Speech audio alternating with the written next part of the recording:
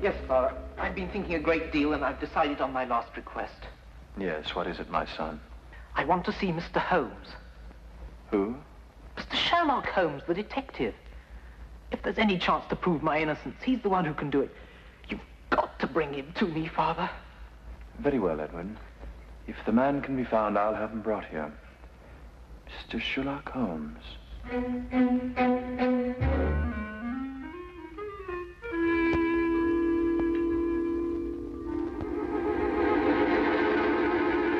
Watson, I want you to assist me in a rather unusual experiment. Experiment? What kind of experiment? I want you to stand by while I drink this. Oh, and you'll need your stethoscope. What?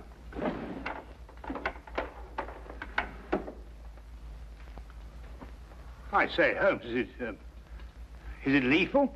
Of course not. You don't think I take a chance like that, do you? Are you ready?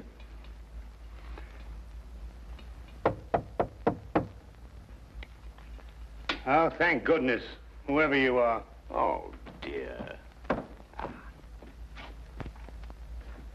Come in, Lestrade, come in. Delighted to see you. Well, this is a warm welcome. Well, now, sit yourself down, make yourself at home. No, I won't, thank you very much.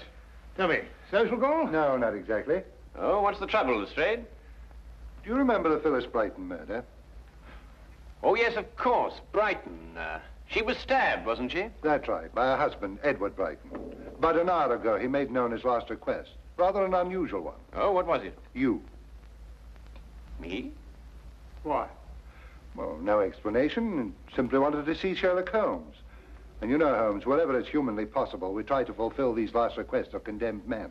Naturally. And I take it that his execution is imminent then, Lestrade? Yes, at dawn. He has about 7 hours to live. Come on then, Watson. We have little time to lose. If a man calls for me in his final hours, it may mean that we too shall be called upon to fulfill a final request. And 7 hours is little enough time when a gallows is at the end.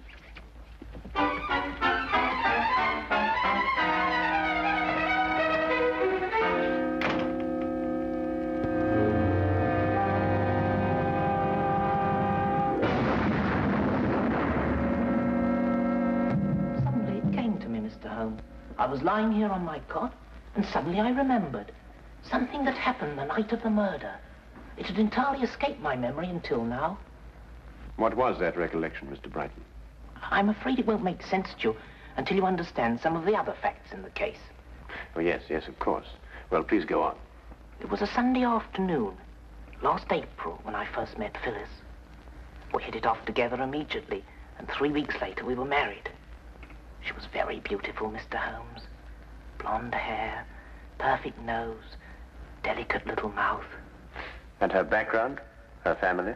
We never spoke about that. Phyllis made me agree not to inquire into her past, nor she into mine. I knew it was an unusual request, but I consented readily. Mr. Holmes, I'd been just a bank clerk and very lonely. I didn't want to lose my one chance at happiness. Of course. Tell me, what was Mrs. Brighton's maiden name? LeVay, Phyllis LeVay. But she told me her friends called her Bobo. Bobo. I thought that awfully charming.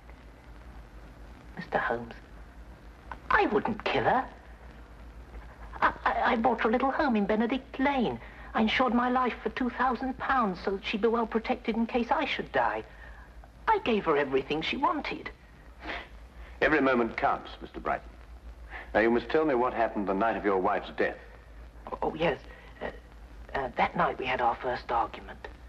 It was over a very trivial matter. Forgive me, dear, for saying so, but don't you think it's just a little too much?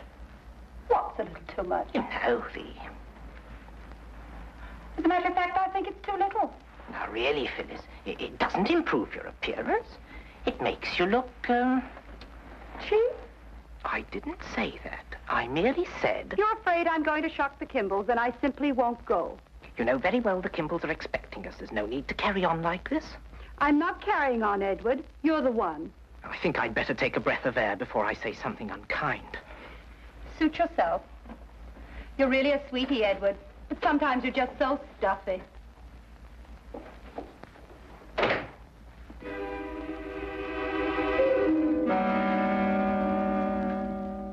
was the extent of it, Mr. Holmes.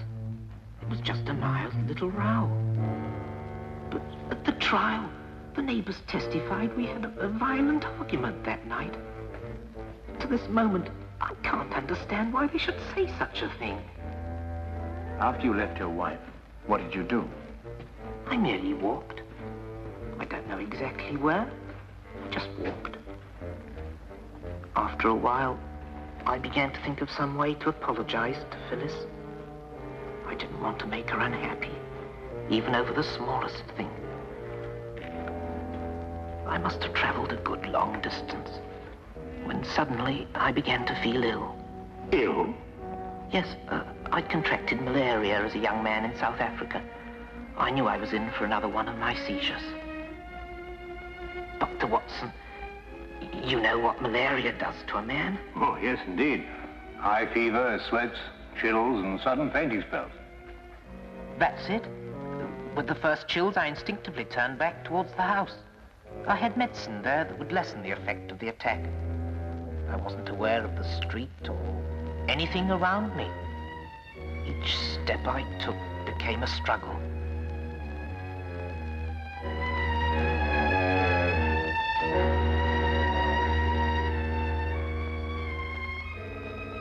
I barely made it to my home.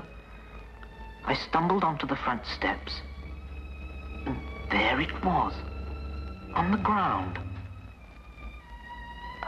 I knew it didn't belong to me, but instinctively I reached for it. And that's all I remember. When I came to, the house was swarming with police and Phyllis was dead. This object you saw on the ground, what was it? That's the maddening part. I don't remember. I'm only positive there was something, and it didn't belong to me. But, Mr. Brighton, have you any recollection of its general shape, size, or color? No, sir. Nothing beyond what I've told you. This has been most illuminating. Good night, Mr. Brighton. Come, Watson. I realize I haven't given you very much to go on, Mr. Holmes. Perhaps not even the slender thread you require. But a man will pray for a miracle when he's only a few hours remaining on this earth.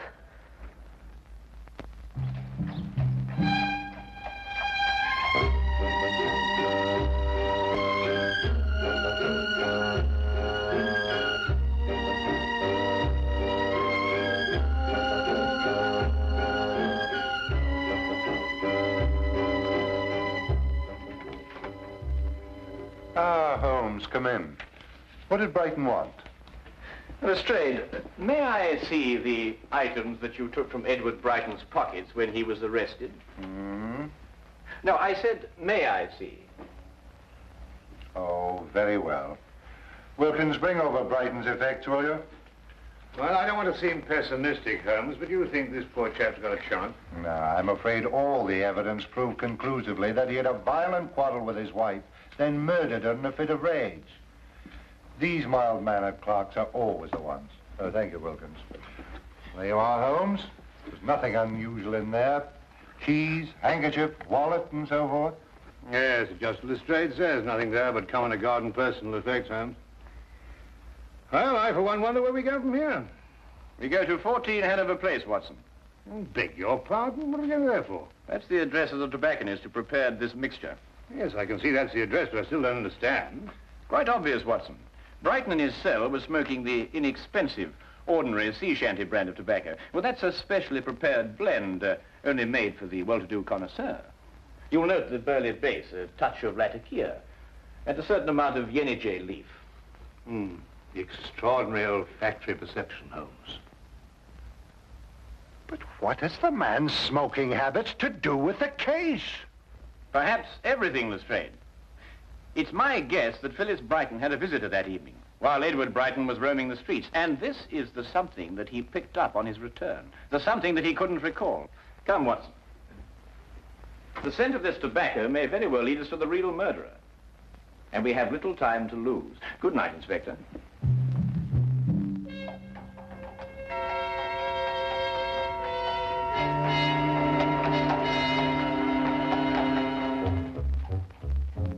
The package of tobacco was a thin thread to follow. and it seemed a desperate chance for Holmes to take. With only a few hours standing between Brighton and death, there was no time for false leads that would have to be abandoned. A mistake now could mean disaster.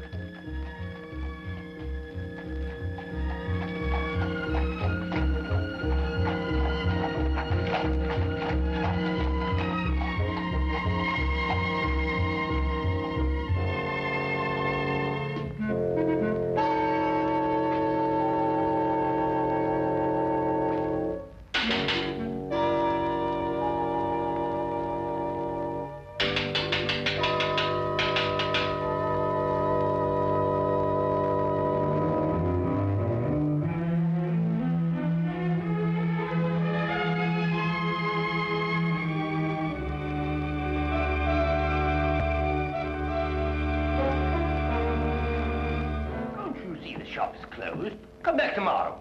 Tomorrow will be too late. We must see you now. What about? Murder. Murder? Murder.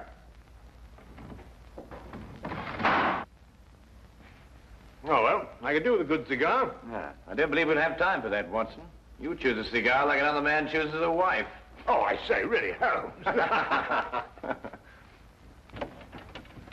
Murder? Yes.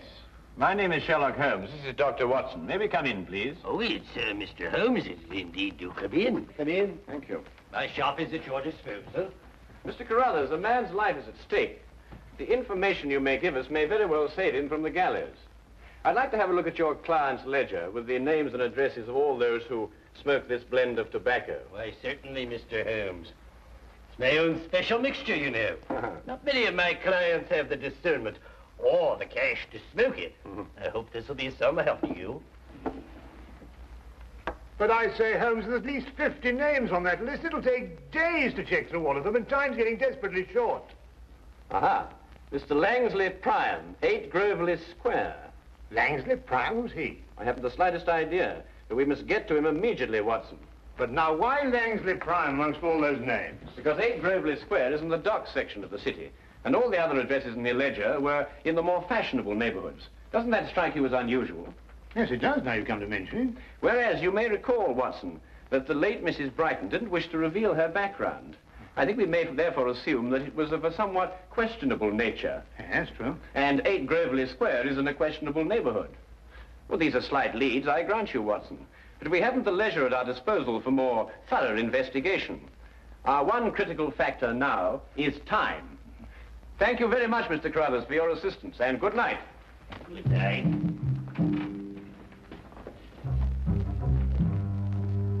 Murder.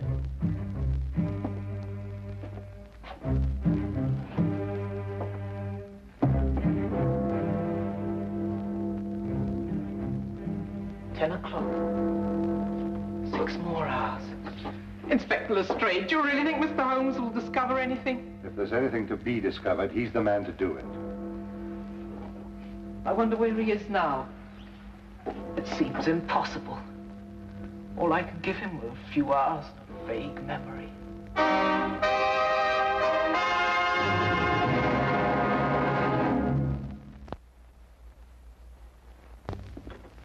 This was Mr. Priam's room, Mr. Holmes. He left me 2 weeks ago. And him owing me back rent, that scoundrel. Did he leave you in a forwarding address, Mrs. Chivy? Ooh, not him.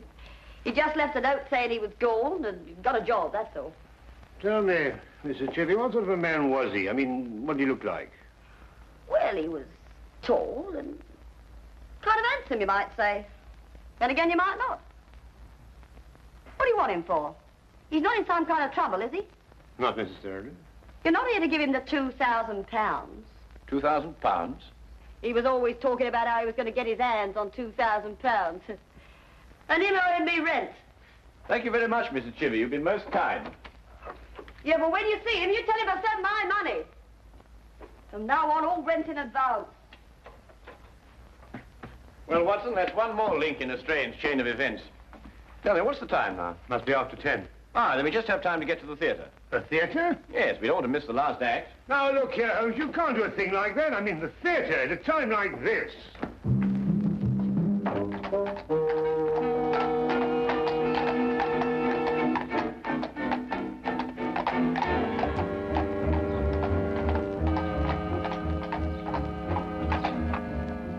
Really, Holmes, your desire for entertainment is most callous. What do you make of this? It's hair.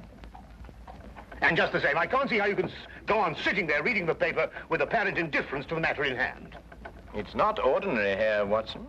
It's crepe hair, used to make false beards and moustaches. Oh, nonsense. I mean, if a man wants a moustache, he can grow one like anybody else. Well, Watson, actors often have need of simulated beards and moustaches. Actors? Yes? Do you mean it's an actor we're after? I'd wager so, inasmuch as I discovered that in Mr. Priam's dressing table drawer. I see. But even then, Holmes, how are we going to find out what theatre he's performing in? I mean, there must be at least 24 plays being presented in London this evening alone. That is precisely my reason for reading the theatrical page of the newspaper. And I noticed that only one play opened at the same time our Mr. Priam suddenly departed from Mrs. Chivy's lodging house. I hope you like Shakespeare, Watson.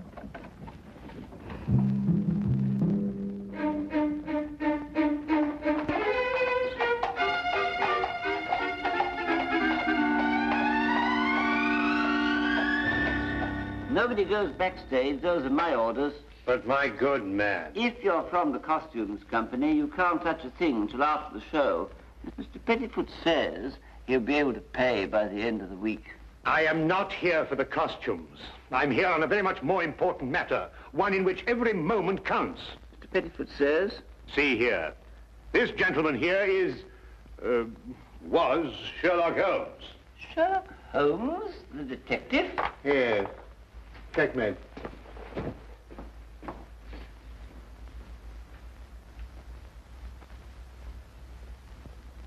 Mr. Holmes, the final death scene is just starting. I can't ring down the curtain until it's all over.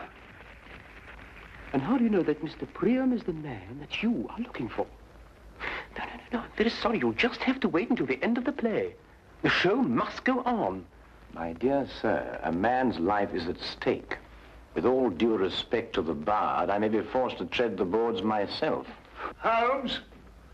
Holmes, where are you? Oh. I nearly broke my blasted neck finding you. Watson, this is Mr. Pettifoot. Pettifoot. What? Foot. You know. Foot. Oh, I beg your pardon. Mr. Pettifoot, my friend and associate, Dr. Watson. How do you do? How do you do? Mr. Pettifoot refuses to lower the curtain, Watson. Absolutely. The tradition of the theatre does not permit it. Now, I must ask you gentlemen to leave. Leave. Oh, please, leave. Oh, very well. Come on, Watson. It is the cause. It is the cause, my soul. Let me not name it to you, you chaste stars. It is the cause. Yet I'll not shed her blood, nor scar that whiter skin of hers than snow, and smooth as monumental alabaster. Yet she must die, else she betray more men.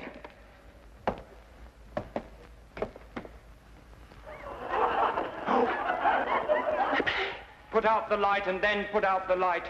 If I quench thee, they flaming minister, I can again their former light restore. Should I repent me, but once put out the light. Thou cunning's pattern of excelling nature, I know not where is thy Promethean heat, but can thy life illume? When I have plucked the rose, I cannot give it vital growth again. It needs must wither. I'll smell it on the tree. Oh, balmy breath that dost almost persuade justice to break her sword. One more! One more! Be thus when thou art dead, and I will kill thee. What have you done? What have you done? Oh, quick, take us to Priam's dressing room. Oh, all right, I don't care what happens anymore. I'll be ruined. I'll be the laughing stock of the theatre. Detectives in Shakespeare. Strikes what it doth love. She wakes. Yeah?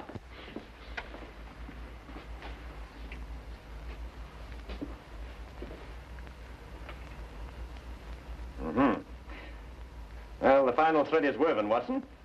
Or should I say, rather, that every hair is at last in place. The two match. Perfectly. What is going on? What are you two madmen doing? Mr. Pettifoot, you can be of assistance to us in a drama even more important than the performance on your stage. In fact, you can help us to save a man's life. I can? You can indeed. Now listen very closely. When Mr. Priam comes in here... What time's it now, Inspector? 11:20. It's odd. Each minute's like an hour, but each hour's like a minute. There's still time. No. I'm afraid it's too late. Telephone call for you, Inspector Lestrade. Very important, sir. Oh, thank you, officer.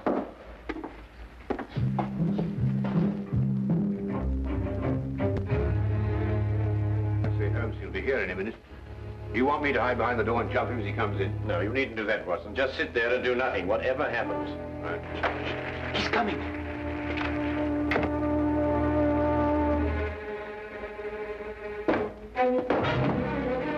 You! How dare you? You ruined my scene. That, I believe, will only be the least of it. Well, who are you and what do you want? In answer to your first question, my name is Sherlock Holmes. In answer to your second, I want you for the murder of Phyllis Brighton. Murder? Phyllis Brighton? Better known in theatrical circles as Bobo LeVay. Get out of my dressing room. Your acting stands you in good stead, Mr. Priam. You almost convinced me of your innocence. However, acting and life are two quite different things. Tonight, on the stage, you murdered the girl Desdemona in make-believe. A month ago, you murdered a woman in a more sordid drama. You may as well continue this farce. The stage is all yours. Thank you. I shall try to be brief. You and your ex-partner planned what seemed to be a simple but clever scheme. She would marry some poor, unsuspecting soul, and you would murder him. And then the pair of you would share the insurance policy. Ridiculous. And it might have worked, but for one thing. Phyllis fell in love with Edward Brighton. I don't know what you're talking about. I don't know any Phyllis or any Brighton. Then perhaps, Mr. Priam, you are familiar with Romeo's lines. How oft, when men are at the point of death, have they been merry? Get out of here! I've heard enough! Not quite enough, Priam. It was you who had the vicious argument with Phyllis Brighton when she refused to continue with your scheme. And it was you who, in a fit of jealous rage, stabbed her to death. And so shall you die! Holmes! Let me go! Let me go! I came here as soon as I got your telephone message, Holmes. What's going on here and who's he? No time to explain now, Lestrade. I want you to arrest this man and order a stay of execution for Brighton. I'll be able to prove conclusively in the morning that Brighton is innocent and this man is guilty. All right, Holmes, I'll take your word for it. You'd better come along with me.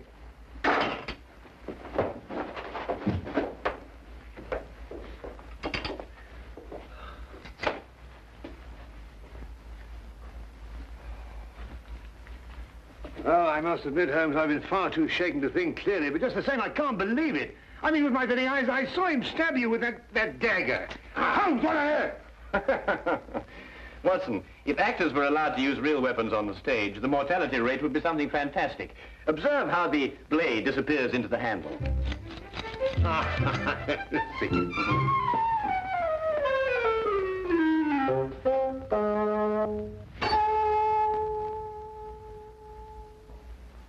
Holmes. Oh.